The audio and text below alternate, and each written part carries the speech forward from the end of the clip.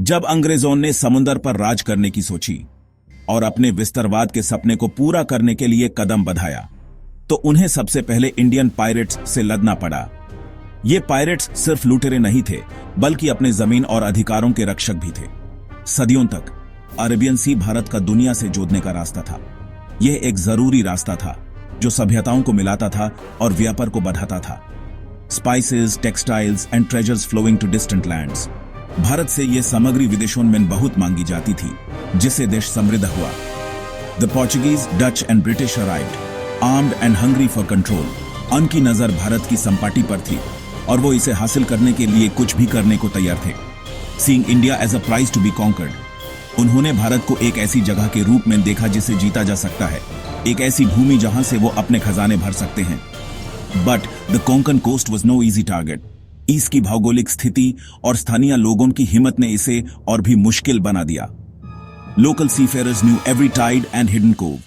उन्हें हर छोटे से छोटे रास्ते और समुद्री करंट की जानकारी थी।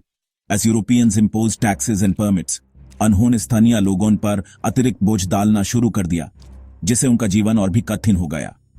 रिजेंटमेंट सिमर्ड, लोगों में गुस्सा बढ़ने लगा और वो अपने अधिकारों के लिए लड़ने को तैयार हो गए। The sea, once a symbol of freedom, became a battle ground. समुंदर, जो कभी आजादी का प्रतीक था, अब युद्ध का मैदान बन गया था। The British demanded every Indian ship carry a करताज, branding any who refused as pirates. जिन्होंने इनके आदेश को मानने से इनकार कर दिया, उन्हें पायरेट घोषित कर दिया गया। Local rulers saw their trade and independence under threat. उन्हें लगा कि उनका व्यापार और आजादी खतरे में है।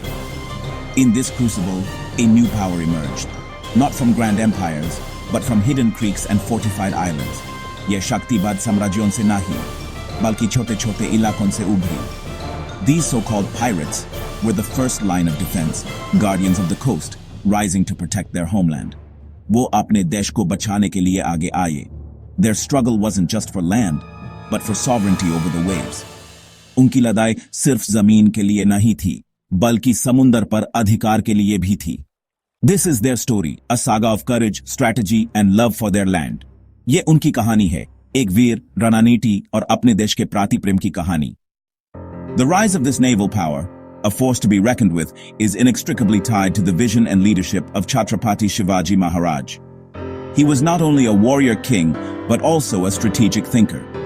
As he carved out Swarajya, his own independent kingdom, Shivaji keenly saw the vulnerability of his extensive coastline, a long, exposed frontier, constantly threatened by the naval might of the Portuguese, who controlled key ports and trade routes, the cities, with their powerful fleet based in Janjira, and the ever-expanding influence of the British. He realized a crucial truth. Without a strong, capable navy, his newly formed kingdom was perpetually exposed to invasion, plunder, and the disruption of vital trade. So, Shivaji embarked on an ambitious project. He built the Maratha Navy, not just a collection of boats, but a strategically conceived and meticulously organized fighting force. Understanding the unique challenges of the Indian coastline, he commissioned the construction of small, agile warships, specifically designed for the region, like the Gurab and Galavat, perfectly suited for navigating the tricky, shallow, and often treacherous waters of the Konkan coast. These nimble ships could easily outmaneuver the larger, more cumbersome European vessels, allowing them to strike with speed and precision, vanishing quickly into the intricate network of coastal creeks and inlets. To further bolster his defenses, Shivaji strategically fortified the coast with a series of formidable sea forts, creating not just a defensive wall, but also secure naval bases and launching pads for his growing fleet. The Maratha Navy played a vital role, protecting vital trade routes, launching daring raids on enemy ports, and efficiently collecting taxes on maritime trade, revenue that was crucial in funding the ongoing fight for Swarajya, for independence. This was far from random piracy or opportunistic raiding. It was a carefully planned and executed strategy, a sophisticated form of statecraft at sea. Shivaji's creation of this powerful navy was more than just a military achievement. It was his enduring legacy, a shield that would soon be forged into a sword, ready to strike and dominate the seas. This transformation would occur in the capable hands of a legendary admiral, whose name would become synonymous with Maratha naval prowess. After Shivaji, the Maratha Navy needed a leader, and found one in Kanhoji Angre. Born to a seafaring family, Kanhoji mastered the ocean from youth, rising quickly through the ranks. In 1698, Queen Tarabai appointed him Sarkar, Admiral of the Maratha Navy. From his base at Vijaydurg, Kanhoji expanded the fleet, recruited expert sailors, and fortified the coast. He transformed the navy into a dominant force, taxing all ships in Maratha waters. To Europeans, he was a pirate. To locals, a sovereign ruler of the sea. Kanhoji's rise directly challenged British ambitions. No foreign ship sailed the Konkan coast without his consent. For nearly 3 decades, he was the undisputed master of the Arabian Sea.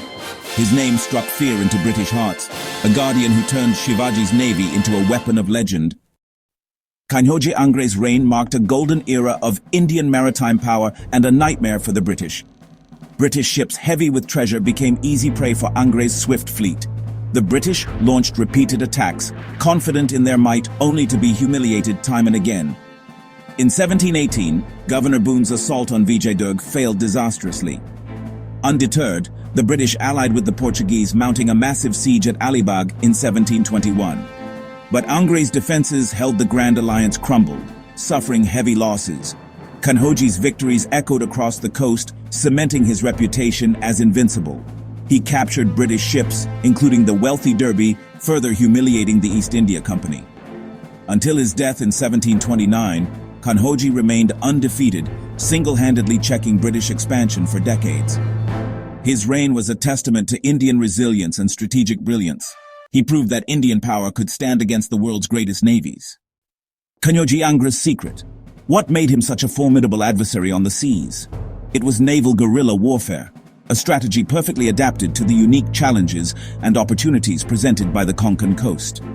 This wasn't about grand fleet engagements. It was about cunning, agility, and intimate knowledge of the terrain. The Marathas astutely avoided open sea battles with the lumbering, heavily armed European giants. They understood that a direct confrontation would be a losing proposition.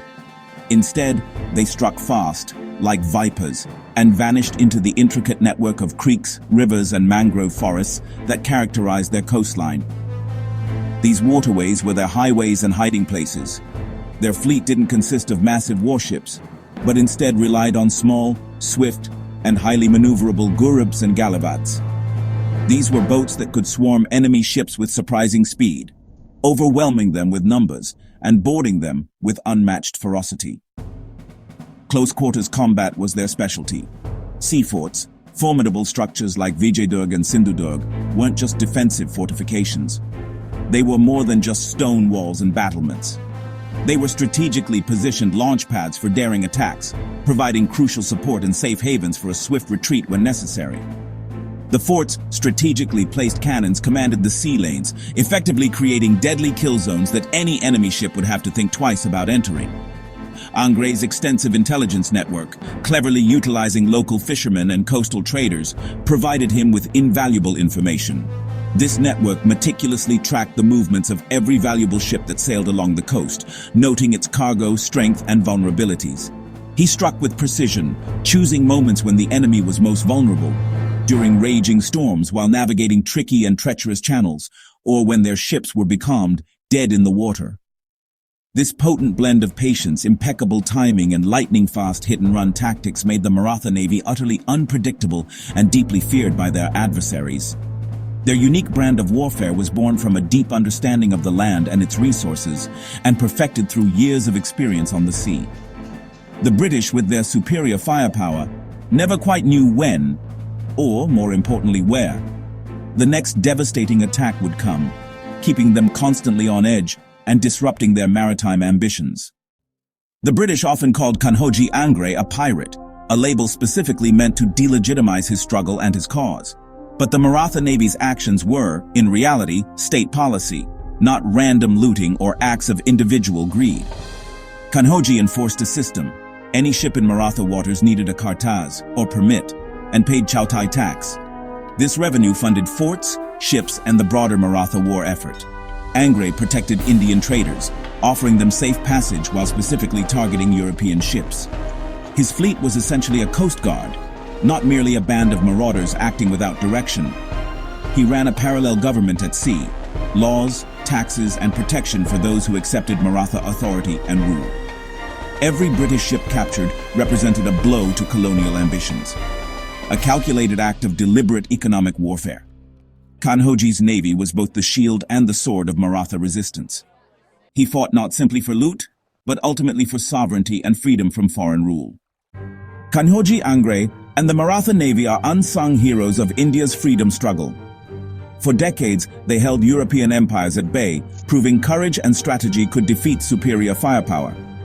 After Kanhoji's death in 1729, his sons carried on the fight, delaying British domination for a generation. The Maratha Navy's decline came only after internal strife and relentless British pressure. Yet, it took the world's greatest navy nearly a century to subdue them, a testament to their strength. Today, seaforts like Vijaydurg and Sindhudurg stand as reminders of their legacy.